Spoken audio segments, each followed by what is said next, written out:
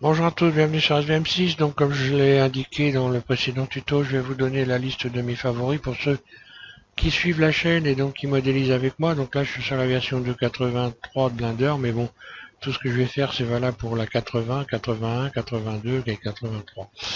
Donc la 83 pour l'instant elle a l'air assez stable, hein. Je suis en train de la tester mais ça fonctionne plutôt assez bien, donc vous pouvez sans trop de problèmes vous en servir, hein.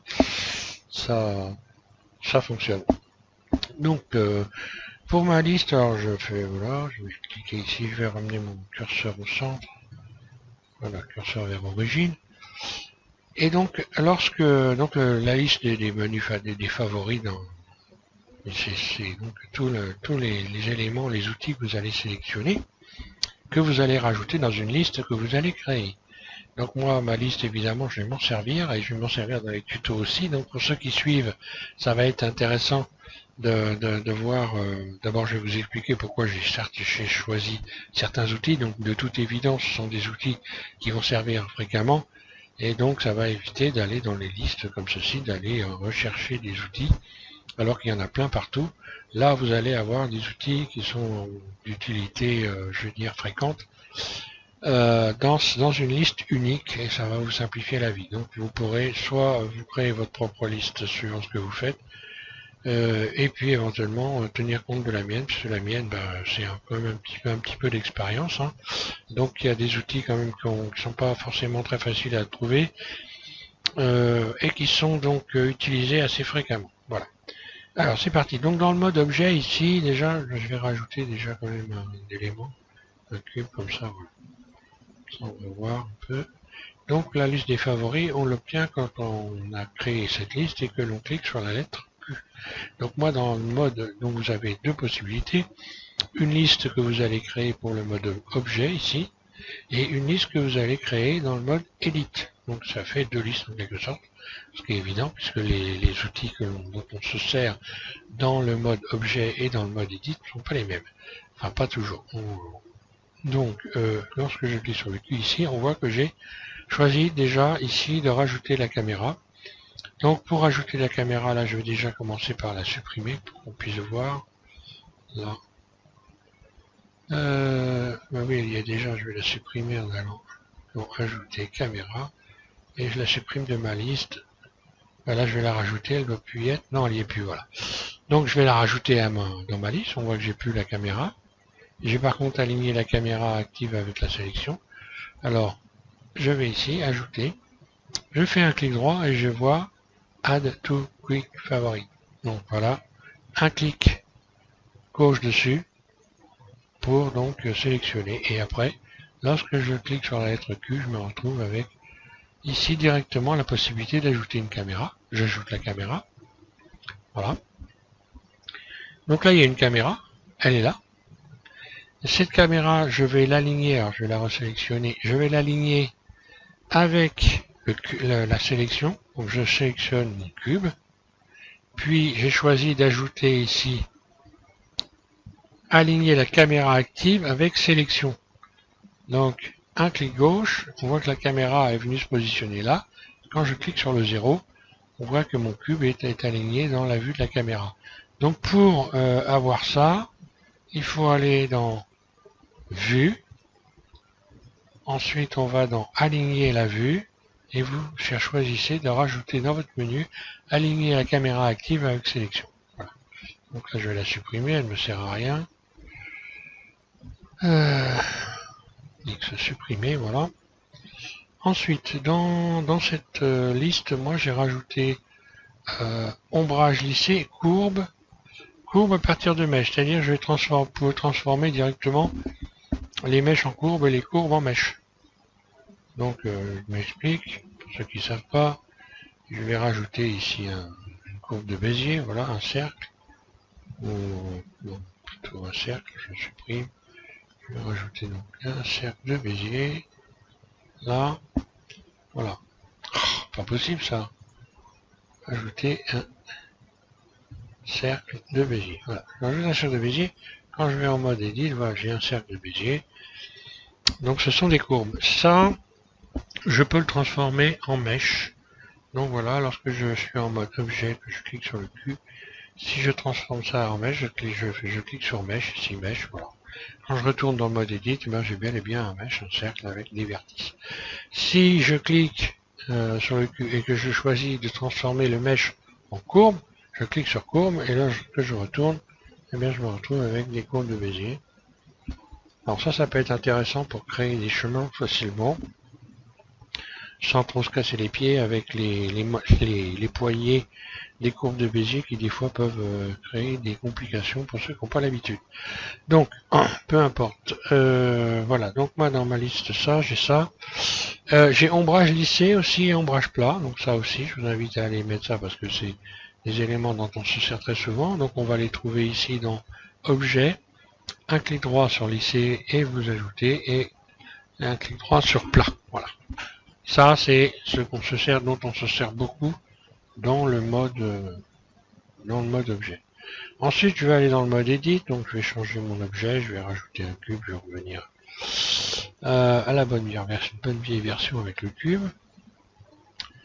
Et puis je clique donc sur Tab pour emmener mon cube en mode Edit. Alors voilà ma liste à moi dans le mode Edit, elle est là.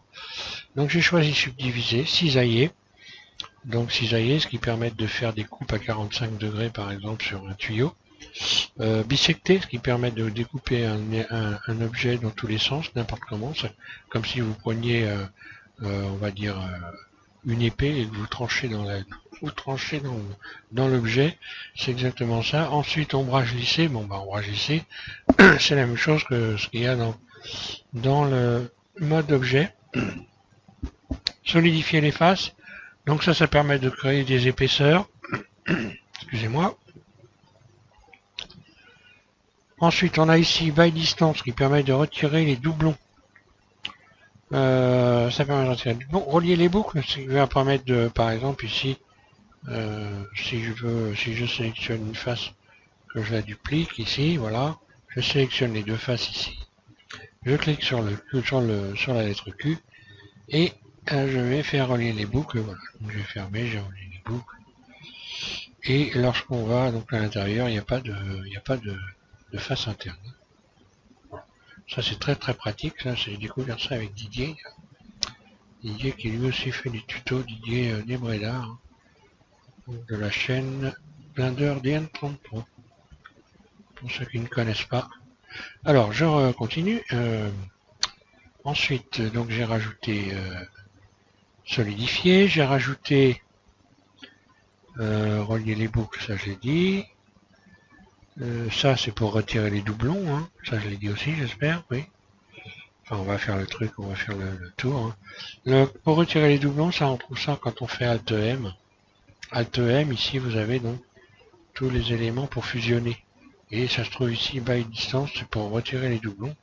Donc par exemple ici, si je sélectionne tout, que je fais Shift D, voilà, j'ai donc, je me retrouve ici avec plein de doublons. Hein. Voilà, ici si on regarde, là j'ai des doublons. Je sélectionne tout et quand je vais faire donc by, voilà, by distance, on va voir que ici je viens de retirer 12 vertices qui correspondent donc à des doublons. Anciennement on avait retiré les doublons, bah maintenant c'est by distance. Bon. Voilà. Ensuite, dans ma liste, je vais avoir coplanaire, ce qui permet de sélectionner des éléments qui sont situés sur un même axe. Alors là, je sais pas si là, je vais l'avoir. Si je fais coplanaire, non, là, ça va pas marcher, mais par exemple, extrude.